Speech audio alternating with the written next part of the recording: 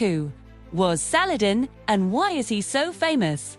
Well, his story is long and complicated, but I'm gonna try and explain it all in just 10 minutes. Let's get into it. The year is 1187, and a young Muslim warrior named Saladin al-Malik has just captured Jerusalem. Now, if you know anything about history, then you already know that this shouldn't be possible. But how did he do it? And what does it mean for the future of the Holy Land? Well, to answer these questions, we have to go back a little over a decade earlier. In 1174, Saladin was nothing more than an obscure military commander, fighting on the side of a much larger and more powerful Muslim coalition, led by his uncle Shurp al-Adil. At the time, Palestine, Syria, and Egypt were all ruled by different factions of Muslim princes, who were all at war with each other. When the Crusaders threatened to take Jerusalem again, they set aside their differences to form a holy alliance. Saladin played a key role in stopping the Crusader invasion force, led by King Louis VII of France and his son, the future King Philip II. But his real claim to fame came 2 years later, during the Third Crusade. By now, Saladin had risen through the ranks to become the vizier or chief minister of the Ayyubid dynasty based in Cairo, Nol. Although he wasn't yet in charge, he did play an important role in defeating the Crusader armies of Richard the Lionheart. After clashing at sea and failing to take the coastal city of Acre, Richard and Saladin finally met face-to-face at the Siege of Arsif in September 1191. It was here that Saladin earned his place in history, though outnumbered and facing a larger force. Saladin and his elite troops known as the Quraysh attacked early in the morning before the rest of the Muslim forces were ready, hoping to catch the Crusaders off guard. When Richard saw the attack coming, he ordered his knights to hold their positions until the last possible moment and then strike. The result was devastating. So many Crusaders were slain that day that the ground was said to be soaked with blood. Saladin was hailed as a great warrior wherever he went. Even his enemies sang his praises. Richard himself composed a ballad about the bravery of his foe, calling him the bravest knight he ever fought against. Despite his military genius, though, Saladin did not live to see the completion of the conquest of Jerusalem. After suffering from illness for several months, he died in 1193 and was succeeded by his brother Al-Azizi. That Saladin's legacy would live on, not only in stories of his battles, but also in the monuments built to commemorate him. Though the Muslim forces eventually lost control of Jerusalem, they would go on to conquer it back again, less than 20 years later. And when they did, they made sure to honor the man who had captured it almost 30 years before them, in 1228. The Ayyubid Sultan al-Kamil opened the city gates and recaptured Jerusalem without a single battle, earning him the title of the Second Saladin. But this wasn't the only way that Saladin's legend lived on. The Ottomans also admired him greatly. And in fact, the tomb of Saladin in the grounds of the Dome of the Rock was actually built by them. They even celebrated his death day as a national holiday. And when Napoleon invaded Egypt, his soldiers carried a painting of Saladin into battle with them.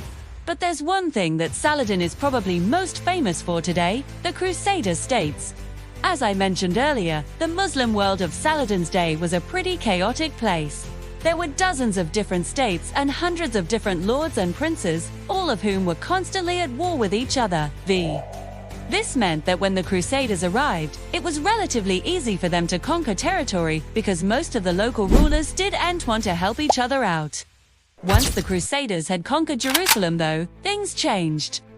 Suddenly, all of the Muslim rulers realized that they needed to work together if they wanted to drive the foreigners out of the Holy Land. Saladin's victories over the Crusaders helped bring the Muslim princes together and inspired them to fight for the sake of Islam.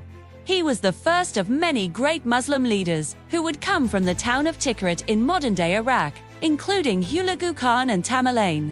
When the Mongols sacked Baghdad in 1258, it was said that the ink had not dried on the pages of the Quran before Timur was quoting it.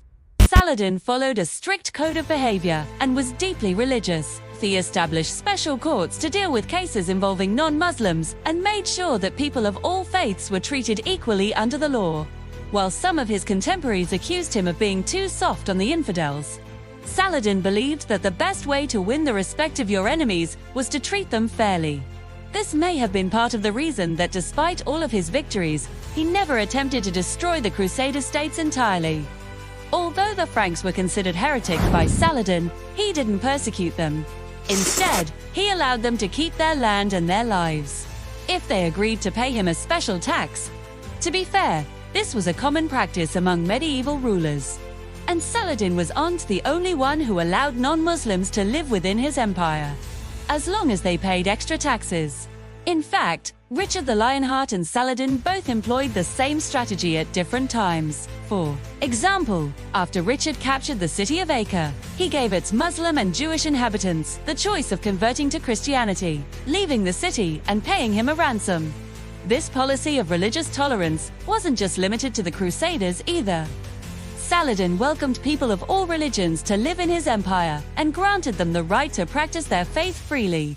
He even appointed non-Muslims to influential positions in his government. Unfortunately, Saladin's successors would not follow his example. After he died in 1193, the Ayyubid dynasty continued to rule Egypt and Syria until 1260, when they were overthrown by the Mamluk. Although Saladin tried to treat the Crusaders fairly, the same could not be said about his successors. And as tensions grew between the two sides, violence eventually erupted. The Mamluks launched a series of attacks against the Crusaders, culminating in the Battle of Hattin in 1260, where they decisively defeated the last Crusader king, Bohemond VI of Antioch. With this victory, the Mamluks were able to capture Jerusalem once again, and the Crusaders were driven out of the Holy Land for good. So what can we learn from the life of Saladin? Well, first and foremost, he was a brilliant military commander who was able to defeat much larger armies. He was also a deeply religious man who tried his best to treat all people fairly, regardless of their religion. Finally, Saladin reminds us that even our enemies can be honorable and courageous. Though he is best known for his battles with the Crusaders, it is important to remember that Saladin was not just a warrior, but a statesman, a lawmaker, and a devout Muslim. Thanks for watching. If you liked this video, be sure to check out my channel, where I post new videos about history every week. You can also follow me on social media or visit my website. Thanks again for watching, and I'll see you next time.